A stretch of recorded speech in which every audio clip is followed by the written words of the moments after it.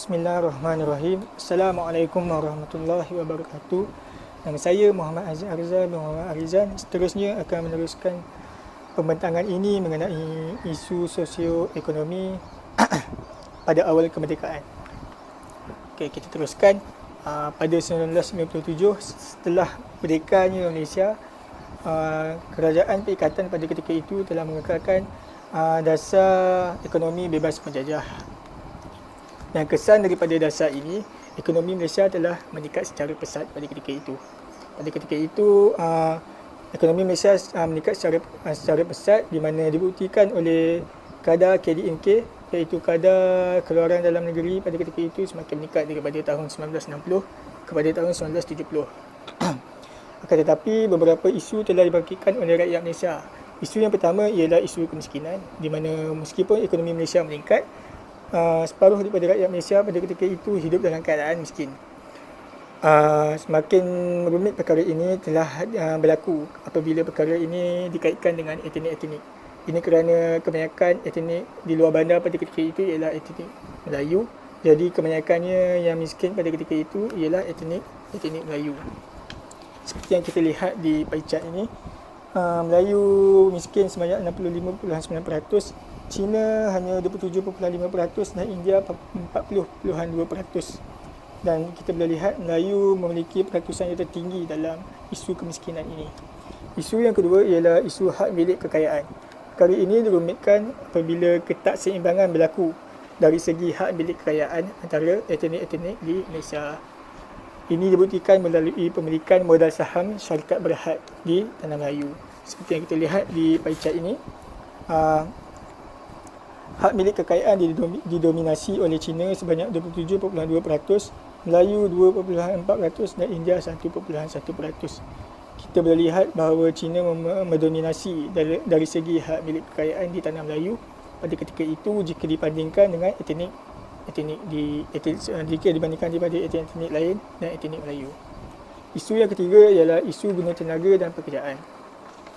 Isu ini berlaku kerana 2/3 etnik Melayu pada ketika itu memegang pekerjaan dalam sektor yang pertama, iaitu sektor pertanian dan perikanan.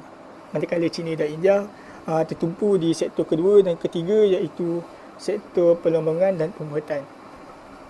Selain daripada itu, etnik China juga memegang pekerjaan dari segi kategori profesional, iaitu seperti jualan dan pengurusan, manakala etnik Melayu tertumpu di bahagian perikanan dan pertanian, menjadi petani-petani kecil dan memegang pekerjaan yang tidak boleh mendapatkan untung yang lumayan kepada mereka. Ini menyebabkan etnik Melayu pada ketika itu ramai yang miskin. Namun jika diteliti semula, isu-isu ini sebenarnya tidak berkait dengan masalah etnik. Tapi disebabkan oleh faktor-faktor yang lain boleh menjadikan seseorang itu miskin. Sebagai contoh, mereka mungkin tiada kemahiran ataupun tiada tanah ataupun tiada keupayaan untuk melakukan sesuatu. Jadi perkara itu boleh menyebabkan mereka untuk terhalang daripada melakukan perkara-perkara yang lain dan menjadikan mereka miskin. Jadi bukanlah disebabkan oleh etnik lain, akan tetapi diri sendiri, tidak kira etnik Cina, India ataupun Melayu, boleh menjadikan mereka miskin. Sekian, terima kasih.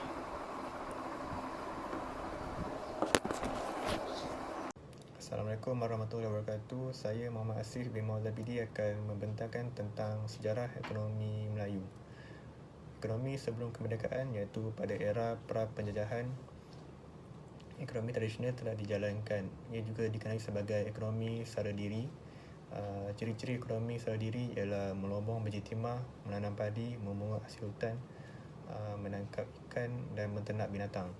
Lebihan hasil akan ditukarkan kepada barangan lain menggunakan kaedah sistem barter. Seterusnya, ekonomi dagangan dilakukan.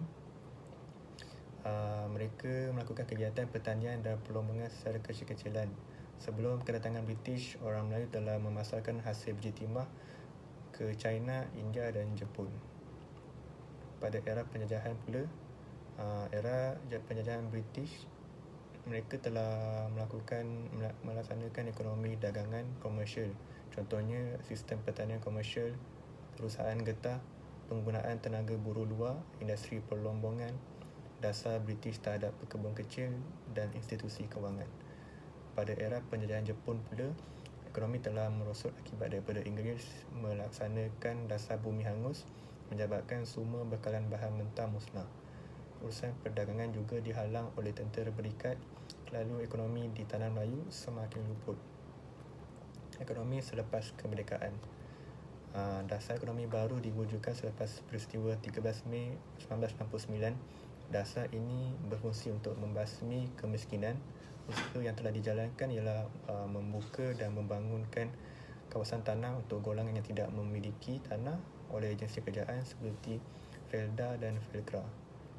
Dasar ini juga berfungsi untuk menyusun semula struktur masyarakat Malaysia. Strategi ini berperanan untuk menghapuskan pengkelasan kaum berdasarkan tempat tinggal dan ekonomi. Seterusnya ialah rancangan pembangunan 5 tahun. Rancangan Melayu pertama dari tahun 1956 hingga 1960 bermatlamat untuk memulihkan perusahaan getah bagi meningkatkan pendapatan penduduk.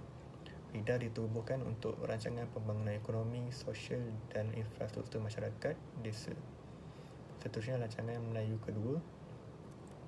Ia menyediakan kemudahan asas dan menggalakkan kepelbagaian ekonomi.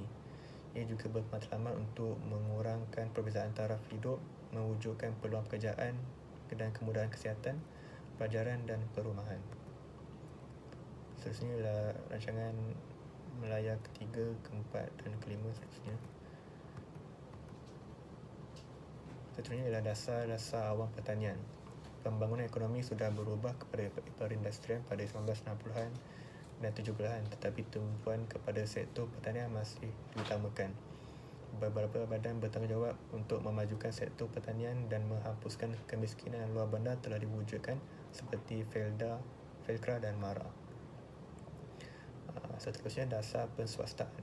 Dasar ini diperkenalkan untuk mengurangkan beban kewangan dan pentadbiran kerajaan, meningkatkan persaingan, perbaiki kecekapan dan menambah produktiviti, merangsangkan pelaburan dan keusahawanan persendirian dan membantu mencapai matlamat DEB. Sekian, terima kasih. Okey, bismillahirrahmanirrahim. Assalamualaikum warahmatullahi wabarakatuh. So, pada hari ini saya akan membentangkan tajuk pembentangan saya iaitu bantuan ekonomi kepada Melayu. Okey, so sebenarnya bantuan ekonomi kepada Melayu ni diperkenalkan sejak sebelum merdeka lagi. Matlamatnya yang utama adalah untuk membangunkan kawasan luar bandar. Okey, dan pembangunan ekonomi, bantuan ekonomi ni telah melalui beberapa fasa. Dan pada fasa yang permulaan selepas merdeka dan sebelum merdeka adalah dikenali sebagai rancangan Malaya pertama, bertujuan mengurangkan kemiskinan luar bandar. Okey, apa caranya? Dengan mempelbagaikan aktiviti ekonomi dan sumber pendapatan orang Melayu. Okey, kita dapat lihat antara usaha kerajaan memberikan dengan membuka tanah-tanah baru untuk pertanian, penanaman semua getah dan ladang giat dijalankan pada masa itu. Perkhidmatan seperti kesihatan, pendidikan dan perhubungan dalam sektor awam, infrastruktur, dan rumah-rumah kerajaan juga diberikan. Antara dua agensi utama yang memainkan peranan penting pada masa itu adalah RIDA dan Felda. Kedua agensi ini bertujuan untuk membangunkan masyarakat luar bandar. Dan peranan RIDA yang kita tahu adalah untuk memberikan pinjaman kepada peniaga kecil. Dan RIDA sekarang ini telah bertukar kepada Mara lah. Felda pula untuk meningkatkan taraf hidup orang Melayu di luar bandar di samping meningkatkan taraf hasil pertanian negara lah. Pada tahun 1965 Fama pun ditubuhkan untuk membantu mengatasi masalah pemasaran hasil dan meningkatkan pendapatan mereka. Pada penghujung RMK pertama dikatakan kurang memberasakan, sedikit agak terbantut kerana isu peristiwa 13 Mei 1969. Namun kerajaan tidak putus asa dengan berusaha untuk membangunkan ekonomi negara semula dengan menubuhkan beberapa agensi kerajaan seperti Lembaga Padi Negara, Lembaga Kemajuan Ikan Malaysia, Petronas, RISDA, yang bertujuan untuk mewujudkan peluang pekerjaan dan menambah pendapatan ekonomi orang Melayu. RMK PMK yang ketiga juga diteruskan. Selepas itu antaranya banyak perindustrian, program pembangunan pertanian yang giat dijalankan, pembukaan tanah secara besar-besaran. Okey, pada tahun 1991 PNB, Perbadanan Nasional Berhad, dan ASN, Amanah Saham Nasional, ditubuhkan untuk mewujudkan peminjam saham Bumi Putra untuk memastikan Bumi Putra memiliki saham aset sendiri. Okey, dan pada tahun 1984 DPN, iaitu Dasar Pertanian Negara yang bermatlamat untuk memodenkan dan menggiatkan semula sektor pertanian ke arah yang lebih moden, dan pada masa itu juga projek jalur lebar yang berkelajuan tinggi yang meliputi bandar dan luar bandar, lebuh raya pantai timur dari Kuantan ke Kuala Terengganu, dan yang juga telah membangunkan banyak kawasan luar bandar khususnya.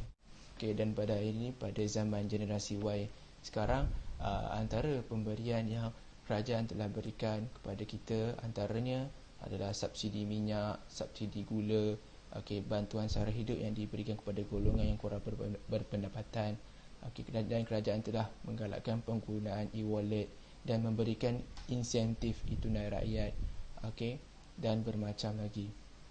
So secara kesimpulannya, saya sebagai rakyat Malaysia dapat menyaksikan kerajaan bersungguh-sungguh untuk membangunkan dan bantu Bumi Putra khususnya, untuk mendapat kehidupan yang lebih selesa. Dan saya bersyukur kerana kerajaan hari ini telah memberikan banyak peluang-peluang pekerjaan kepada kita semua. Sekian, terima kasih.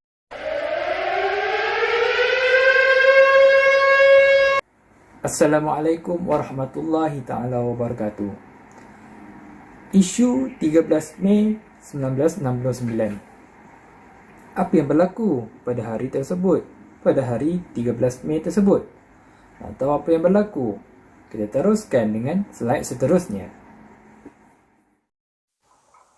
Peristiwa 13 Mei 1969 adalah detik hitam yang telah dicatatkan di dalam sejarah Malaysia. Ia merupakan rusuhan yang paling tragis yang melibatkan antara kaum Melayu dan kaum Cina. Dalam pada masa yang sama, berlakunya pertumpahan darah di antara dua kaum tersebut. Penjajahan British dan pendudukan Jepun adalah salah satu punca utama terjadinya tragis 13 Mei. Inilah situasi atau suasana yang berlaku pada hari peristiwa 13 Mei 1969. Penyebab utama berlakunya tragis ini semuanya bermula daripada dasar pecah dan perintah yang diperkenalkan oleh penjajah British. Disebabkan dasar itulah penduduk di Tanah Melayu mula hidup berpuak antara kaum. Penduduk Melayu ditempatkan di kawasan pedalaman supaya mereka dapat mengusahakan pertanian tradisional dan membekalkan makanan untuk negara. Penduduk Cina pula ditempatkan di kawasan pelombongan kerana mereka ditugaskan untuk melombong biji timah. Kebanyakan kawasan ini menjadi bandar apabila tiada lagi aktiviti perlombongan. Jadi mereka tinggal di bandar. Manakala penduduk India pula mereka ditempatkan di kawasan estate di mana mereka ditugaskan untuk mengusahakan ladang-ladang getah untuk pihak British. Disebabkan itulah penduduk Tanah Melayu tidak lagi bersatu. Bangsa itu membezakan darjat, kulit itu melambangkan kita, suku itu keutamaan kita. Sedangkan kita berada di bawah satu naungan yang sama, satu pimpinan dan satu negara. Jika kita bersatu padu, inilah yang akan berlaku. Senyuman terukir di bibir, tidak mengira bangsa, warna kulit dan agama. Pasti ada yang menghulurkan bantuan di mana-mana, tidak kira Melayu, Cina ataupun India. Pupuklah sikap saling tolong-menolong, bertoleransi dan hormat menghormati antara satu sama lain di dalam diri. Itu kan lebih baik? Kita satu bangsa, kita satu negara, kita satu mahkamah agung, kita satu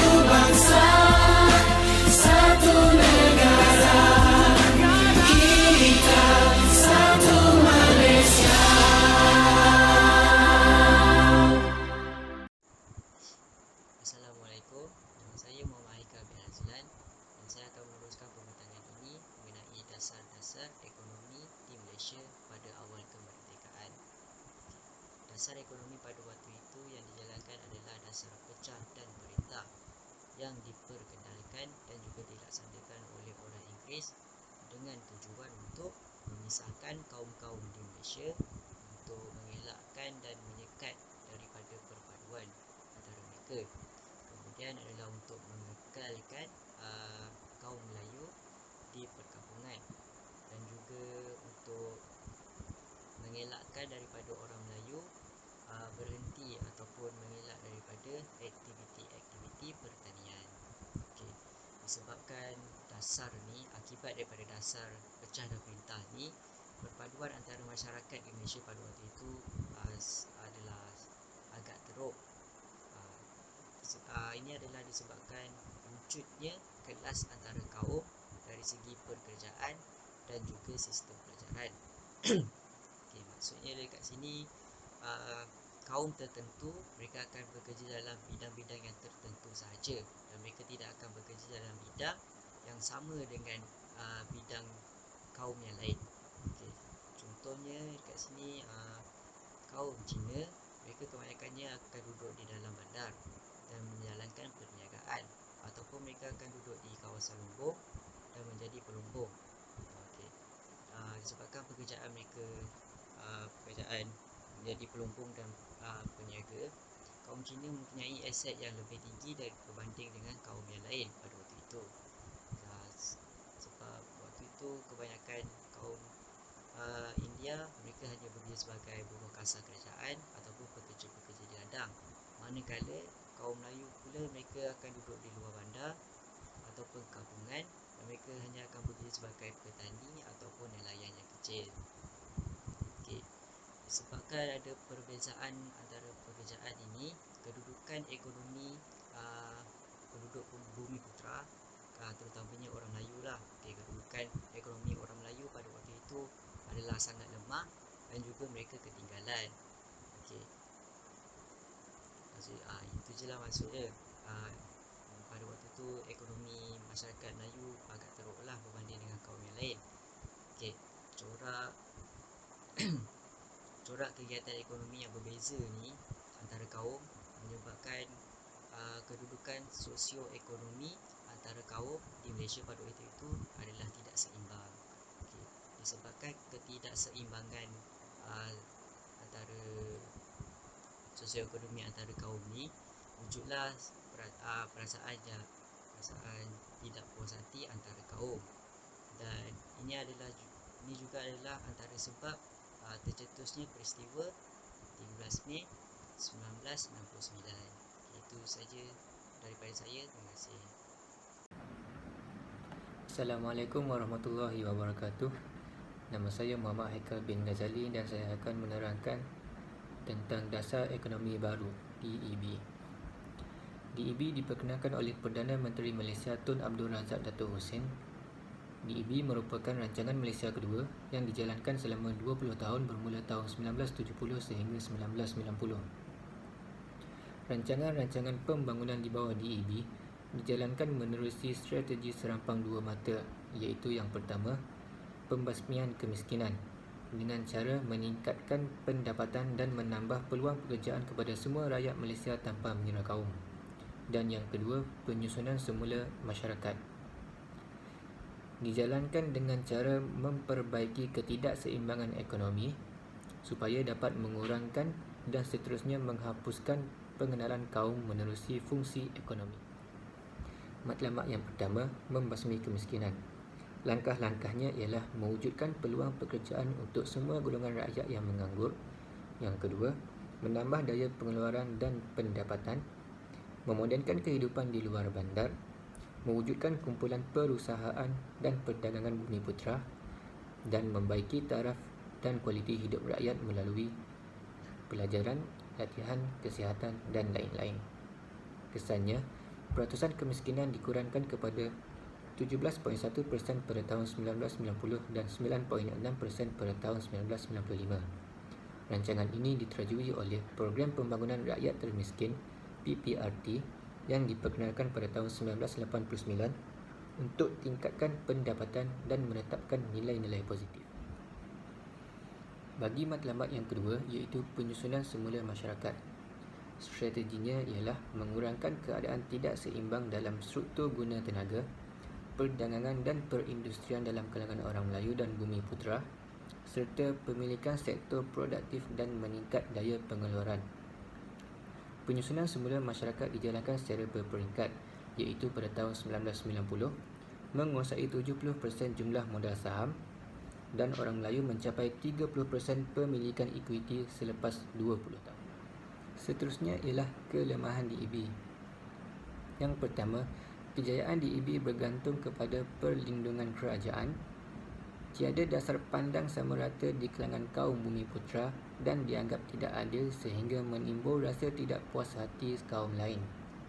Manakala untuk kejayaan DEB, pendapatan penduduk luar bandar meningkat, pengangguran tidak ketara berkurangan, terdapat ramai pakar perubatan dalam golongan Bumiputera dan syarikat besar yang dikuasai oleh golongan profesional Bumiputera. Kesimpulannya, DEB mendapat sokongan rakyat dan pihak swasta, manakala dari sudut ekonomi, perubahan pendapatan purata bulanan Bumiputera dan penduduk luar bandar, dan dari segi sosial merapatkan jurang pendapatan setiap kaum di Malaysia. Itu sahaja daripada saya. Terima kasih.